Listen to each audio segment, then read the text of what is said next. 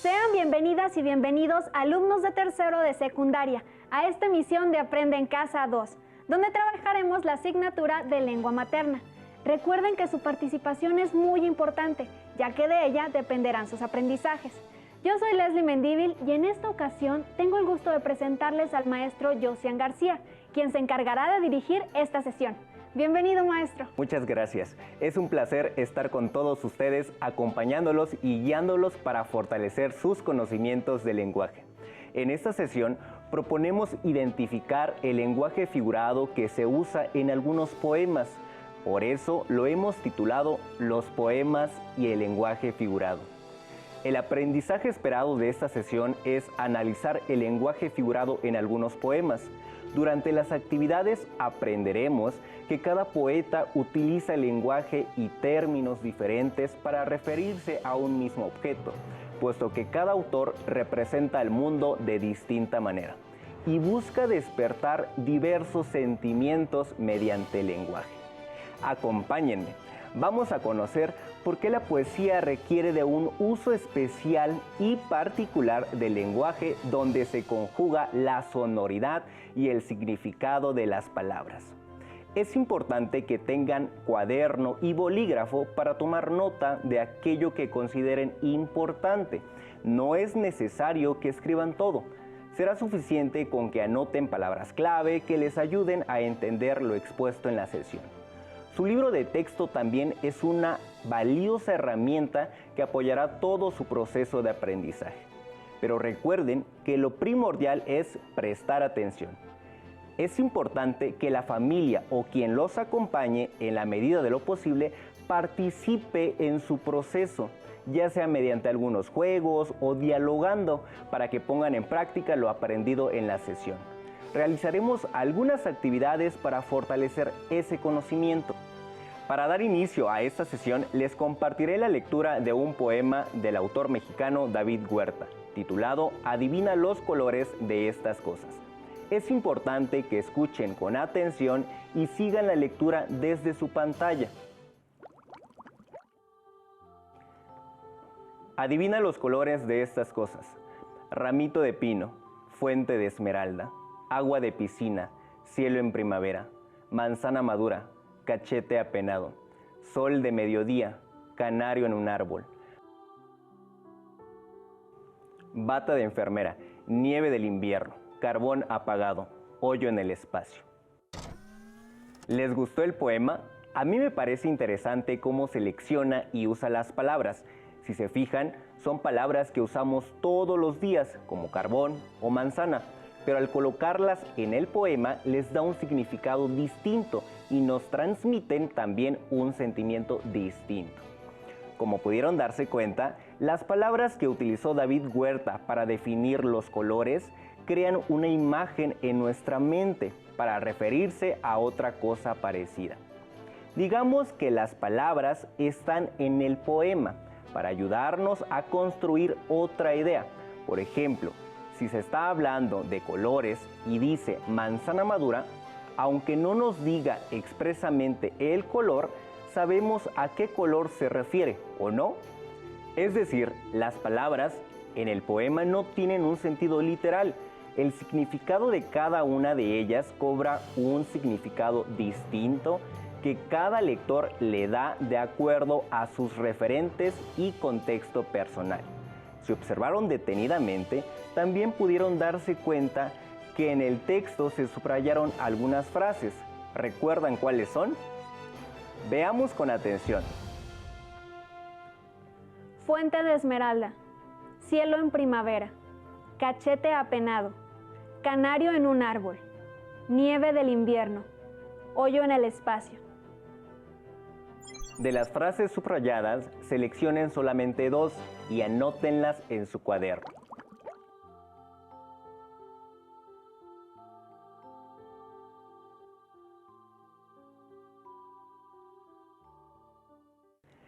¿Recuerdan cuál es el propósito de la sesión? Efectivamente, analizar el lenguaje figurado en los poemas. Pero ahora les hago otra pregunta. ¿Qué entienden por lenguaje figurado? Seguramente tienen una idea o quizás han escuchado lo que significa. Por favor, tengan en mente esa información y compárenla con lo que les voy a mencionar.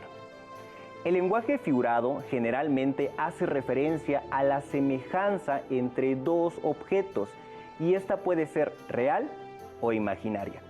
A través del lenguaje figurado, las palabras reciben un nuevo significado, alejado de su significado real y literal.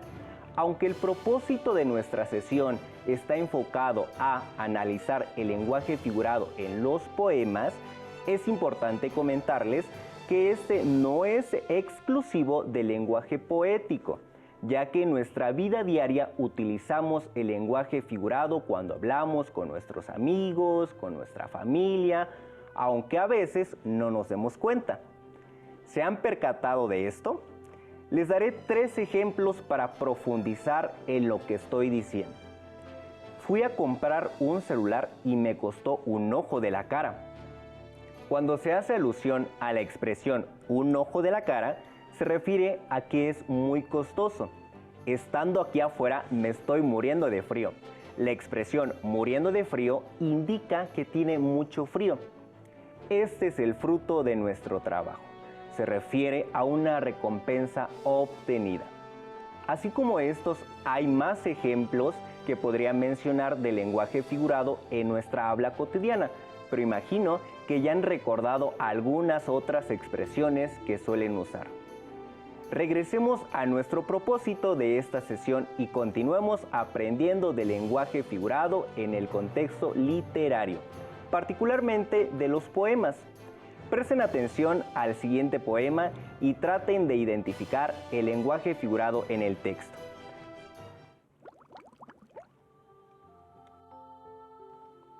Identidad, Octavio Paz. En el patio un pájaro pía, como el centavo en su alcancía. Un poco de aire su plumaje, se desvanece en un viraje. Tal vez no hay pájaro, ni soy yo, ese del patio en donde estoy. El poema de Octavio Paz es muy corto, sin embargo, es un buen ejemplo para darnos cuenta del uso del lenguaje figurado por parte del autor. ¿Identificaron cuáles son las palabras que están usadas en sentido figurado en el poema? Si no fue así, no se preocupen. Vamos a analizarlo con calma. La primera estrofa dice: en el patio un pájaro pía, como el centavo en su alcancía. Esta utiliza el lenguaje figurado al referirse al sonido que emite una moneda cuando cae en una alcancía, o posiblemente a un sonido sutil. De esta manera nos permite recrear en nuestra imaginación cómo suena el piar del pájaro. En la última estrofa dice: tal vez no hay pájaro ni soy yo, ese del patio en donde estoy. Una posible interpretación sería la búsqueda de identidad, la duda sobre la propia existencia y la propia identidad. Está haciendo una insinuación a la búsqueda interior, es decir, a profundizar en quién se es. Como ya se dieron cuenta, el lenguaje figurado es un recurso estilístico muy utilizado en los poemas. El lenguaje figurado permite referirse a personas, objetos o situaciones de la vida diaria, pero de manera especial para transmitir al lector ideas, sentimientos y emociones.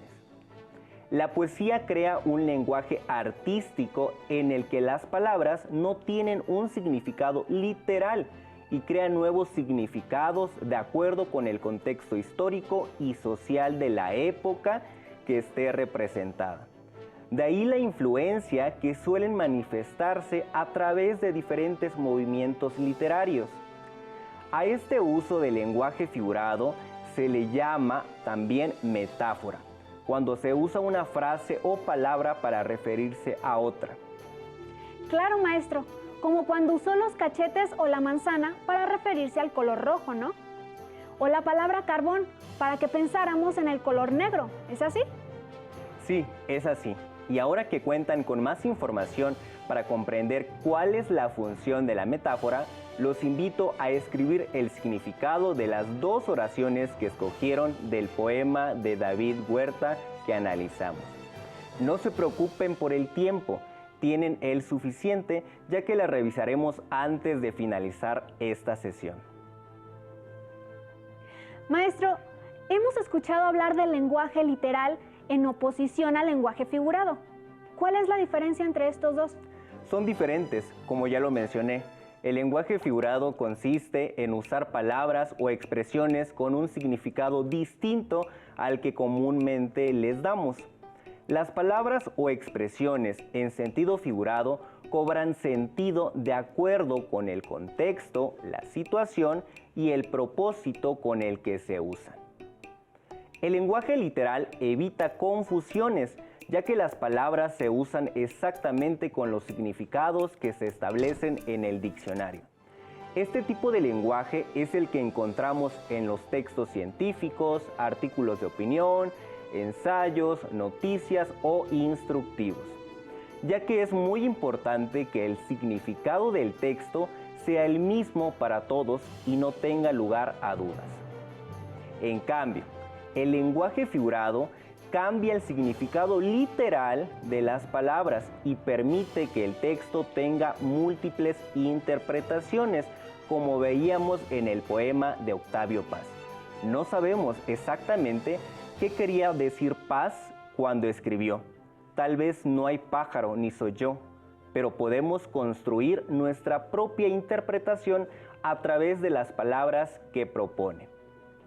Algunos de los recursos literarios para crear el lenguaje figurado son la metáfora, de la que ya hablamos, y la hipérbole. Vamos a hablar de estas dos con más calma. La metáfora.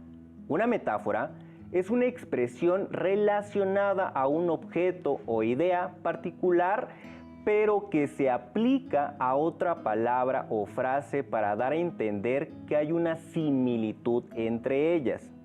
Por ejemplo, cuando decimos que tus ojos son dos luceros, nos estamos refiriendo a que los ojos de una determinada persona tienen un brillo igual a los luceros, a las estrellas. De esta forma tenemos que la metáfora es la palabra luceros, para resaltar que dichos ojos son hermosos. Veamos el siguiente poema para entender esta figura retórica. Yo apenas quiero ser humilde araña, que en torno tuyo su hilazón tejiera, y que como explorando una montaña, se enredase en tu misma cabellera. Si se dan cuenta, el autor maneja una serie de metáforas, entre las que existe cierta similitud. Por ejemplo, cuando dice, yo apenas quiero ser humilde araña, que en torno tuyo su hilazón tejiera, aquí se hace referencia en un primer momento al deseo del poeta de ser una persona sencilla, hacerse pequeño con respecto de la otra, y después expresa su deseo de brindarle un abrazo, de envolverla en cariño. Y continúa, y que, como explorando una montaña, se enredase en tu misma cabellera. Podemos decir que, cuando dice explorando una montaña, posiblemente se refiera al cuerpo de la persona o a su cabeza, y se enredase en tu misma cabellera. Se refiere al estar tan cerca de la persona y ser tan pequeño que podría enredarse en su cabello de tan junto. ¿Qué te parecieron los ejemplos? Maestro, es muy curioso porque a mí no se me ocurriría decirle a nadie, te quiero tanto que quiero ser como una araña, pues no. Pero cuando lo leo en el poema y escucho cómo lo explica, Maestro García, me parece muy bonito. Cobra como otro sentido. Justamente de eso se trata. Los ejemplos que acabamos de analizar presentan un lenguaje figurado en el que la metáfora está presente. Posiblemente en los poemas que han leído tienen enunciados como los que analizamos. Veamos otro ejemplo. El ejemplo fue tomado de la obra de Miguel de Cervantes, en el capítulo 13 de la primera parte de Don Quijote de la Mancha. El autor construye la descripción de Dulcinea a partir de un conjunto de metáforas. Que sus cabellos son oro, su frente campos elíseos, sus cejas arcos del cielo, sus ojos soles, sus mejillas rosas, sus labios corales, perlas sus dientes, alabastro su cuello, mármol su pecho, marfil sus manos. Este pequeño fragmento también recurre a la metáfora. Lean las siguientes preguntas. No es necesario que las anoten, solamente lean y reflexionen su respuesta. ¿Qué sustituye el cabello rubio en palabras del autor? Muy bien, el oro. ¿A qué se refiere el autor cuando dice mármol su pecho? Perfecto, a que su pecho es blanco. ¿Con qué compara los ojos y por qué? Muy bien, con el sol, porque son grandes y brillantes. ¿Qué metáfora fue desconocida?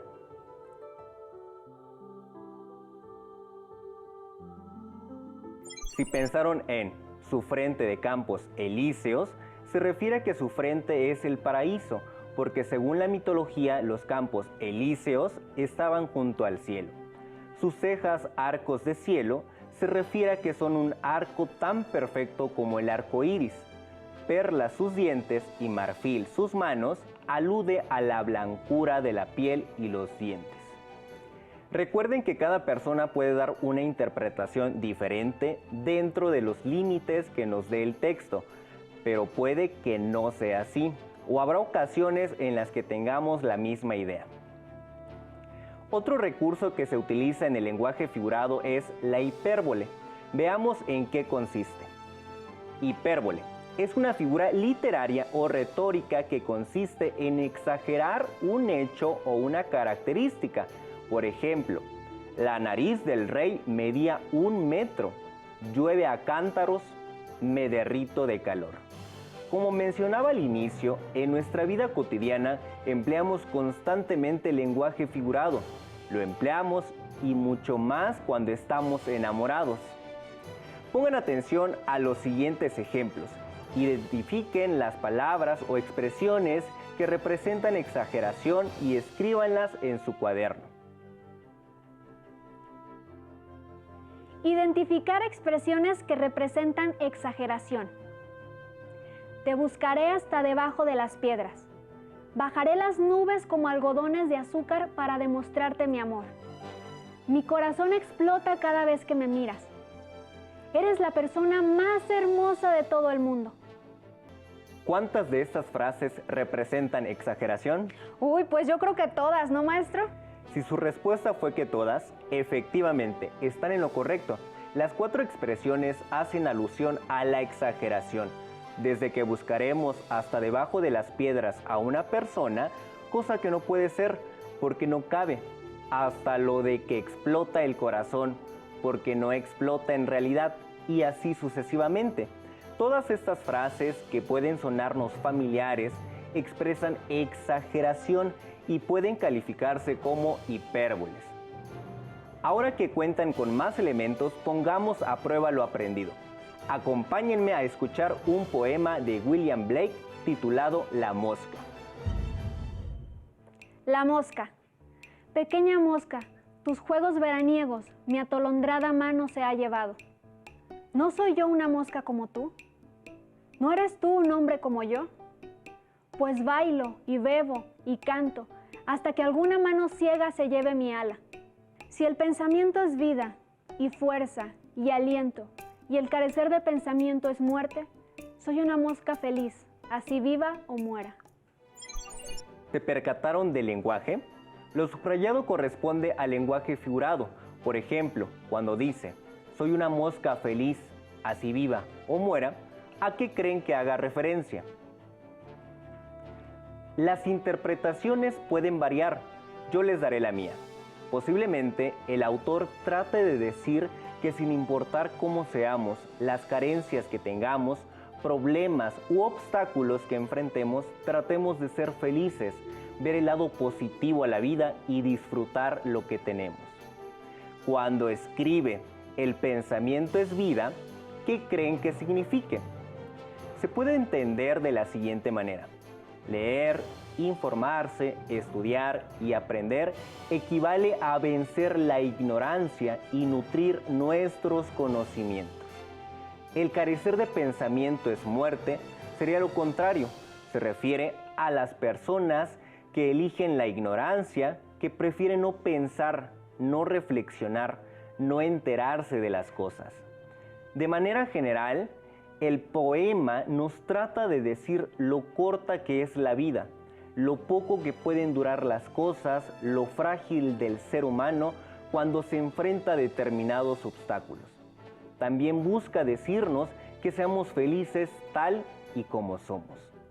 Ahora veamos otro poema para analizar el lenguaje figurado. Sigue la lectura del poema que aparece en la pantalla e identifiquen el lenguaje que utiliza el autor. Otoño, de Gabriel Said. Las calles que necesitas para ver por dónde andes, y las peras tan blanditas y los limones tan grandes. El sol se deja caer de pura felicidad.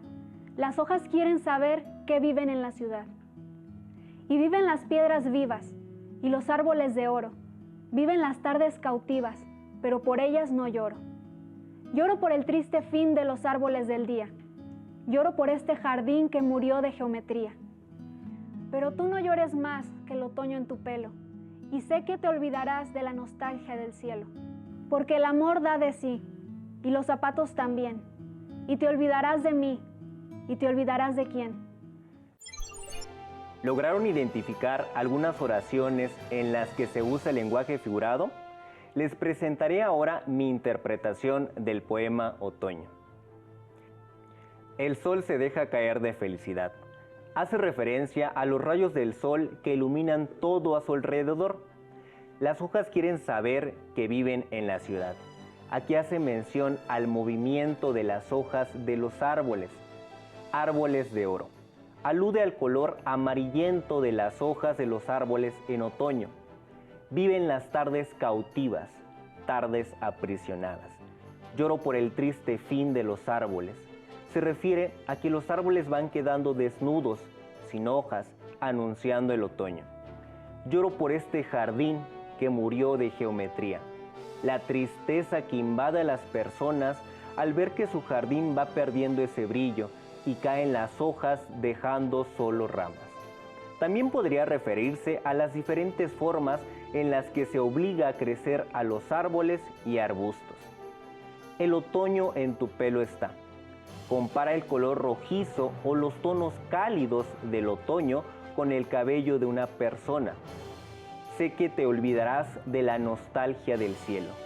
Olvidar esos momentos tristes o cuando el cielo se encuentra despejado, sin nubes, o las diferentes tonalidades de azul del cielo. Porque el amor da de sí y los zapatos también. La frase da de sí se utiliza coloquialmente para referirse a algo que se afloja, que pierde su firmeza, como los zapatos cuando se usan mucho. Quiere decir que el amor también pierde fuerza. Para analizar el lenguaje figurado solo necesitan un poema, concentrarse, leerlo varias veces, analizarlo y reflexionar sobre su significado. Muchas veces el significado está mucho más cerca de lo que creen, porque tienen que ver con la intuición, con las asociaciones más comunes. Antes de concluir esta sesión, recuerdan que seleccionaron 2 oraciones del poema Adivina los colores de estas cosas de David Huerta. Sí, ese que escuchamos justamente al inicio. Veamos algunos de los posibles significados. Recuerden que no hay respuestas malas, tan solo se trata de distintas interpretaciones. Fuente de esmeralda, hace alusión al color verde. Cielo en primavera, al color azul. Cachete apenado, al color rojo. Canario en un árbol, al color amarillo. Nieve del invierno, color blanco. Hoyo en el espacio, color negro. Ahora les propongo un reto. Los invito a que escriban un poema utilizando el lenguaje figurado. Compártanlo con su familia o con quien los acompañe y dialoguen acerca de las palabras que usaron. Pidan sugerencias para cambiar las palabras y comenten cómo cambia el significado de sus poemas al usar otras palabras. Otra actividad para fortalecer lo aprendido es leer poemas, ya sea de su libro de texto o en cualquier otro libro que tengan en casa. Analicen el lenguaje figurado de los poemas elegidos y escriban en su cuaderno lo que significa para ustedes.